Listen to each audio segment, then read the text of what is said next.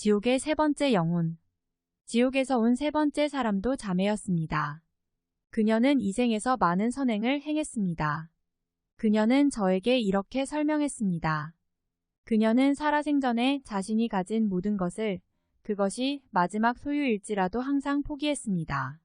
사흘을 굶게 되더라도 남에게 주고 후회하지 않으니 하나님이 기뻐하셨습니다. 저는 그녀의 모든 선행들의 목록을 보았습니다. 그녀는 선행으로 가득 차 있었는데 그녀의 선행 항목들이 모두 선이 그어져 지워져 있는 것을 보았습니다. 저로서는 그 이유를 이해할 수 없었지만 그녀가 왜 그런지 설명해 줬습니다. 그녀는 선행을 하면 항상 다른 사람들에게 가서 자신이 한 모든 선행을 말했습니다. 그녀는 사람들이 그녀를 칭찬하기를 원했고 그녀가 자신의 선행을 다른 사람과 나누었을 때 주님께선 그 선을 그어 지우셨습니다. 그래서 그녀는 열매 없는 사람으로 하나님 앞에 나오게 됐습니다. 그녀는 간음하지도 않았고 어떤 큰 죄도 짓지는 않았습니다. 그녀는 열매를 맺지 못했을 뿐입니다.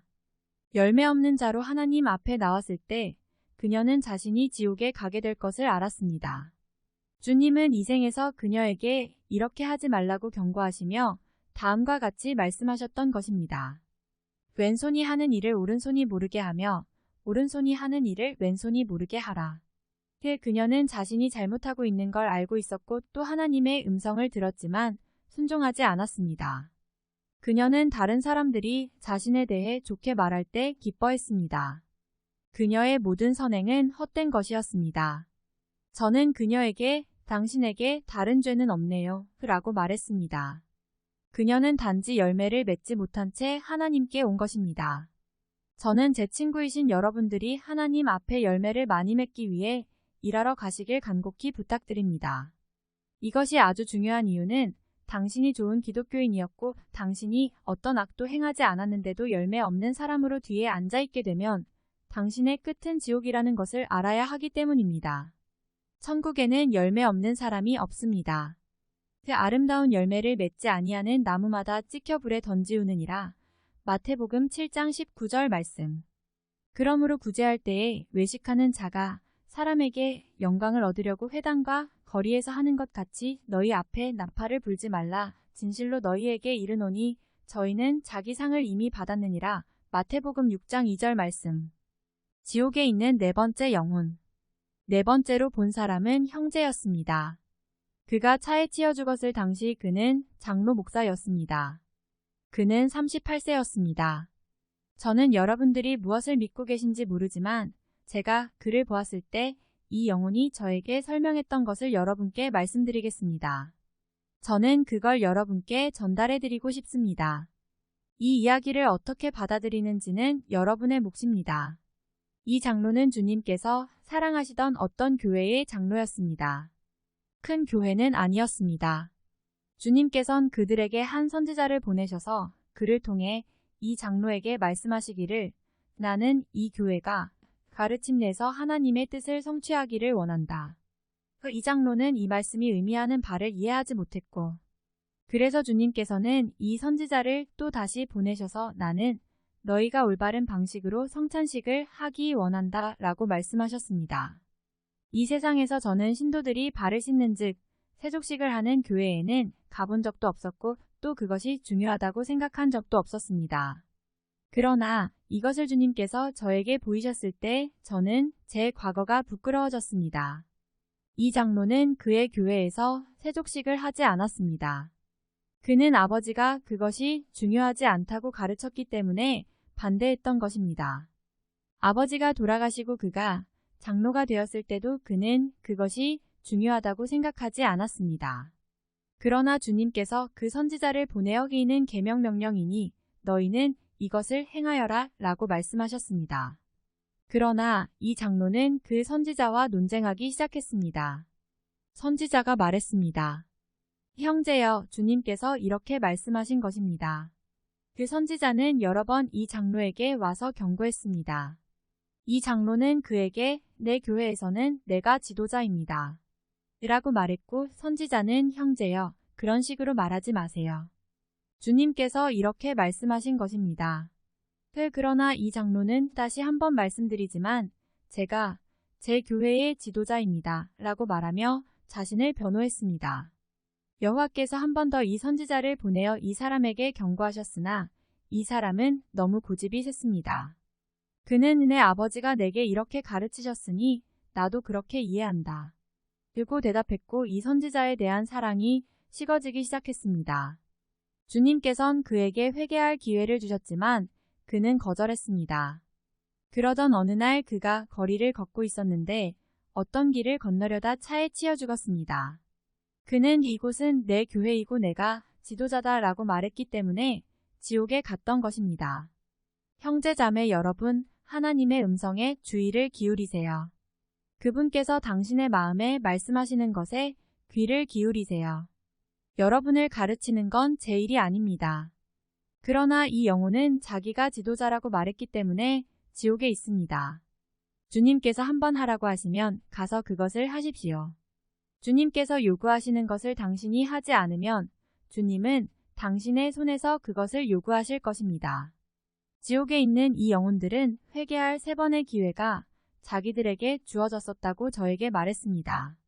그들의 목소리가 멀어졌을 때 멀리서 그들이 다시 아니에요. 회개할 기회는 3번 이상 있었어요. 라고 말하는 것이 저에게 들렸습니다.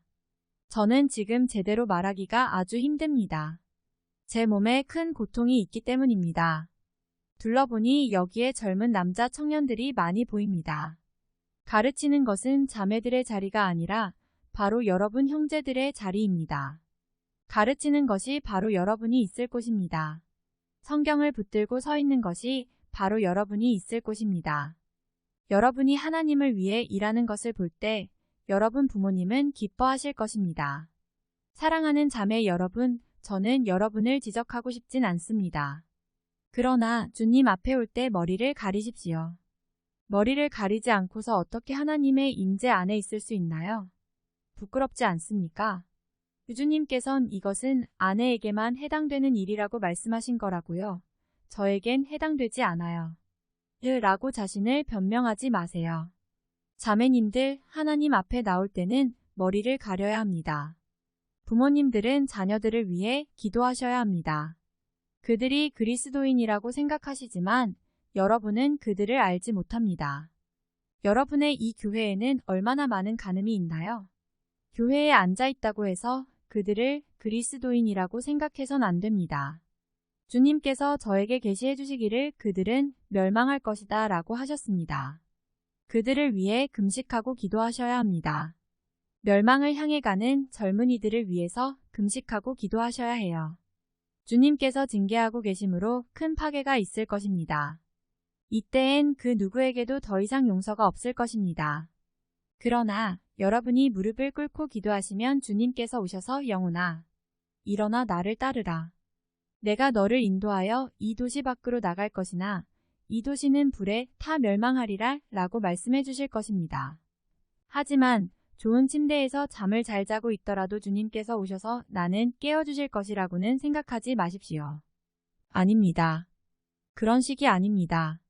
주님께서는 여러분이 기도하지 않는다는 것을 저에게 계시해 주셨습니다. 여러분은 몇 번이나 밤에 일어나 기도하십니까? 오늘 하루가 이제 몇 시간밖에 안 남았습니다. 오늘을 어떻게 시작하셨나요? 기도로 하루를 시작하셨나요?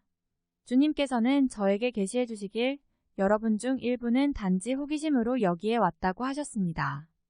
여러분의 얼굴을 보고서 너무나 많은 분들이 더 이상 기도조차 하지 않는 걸 제가 알게 되어 너무 안타깝게 느껴집니다.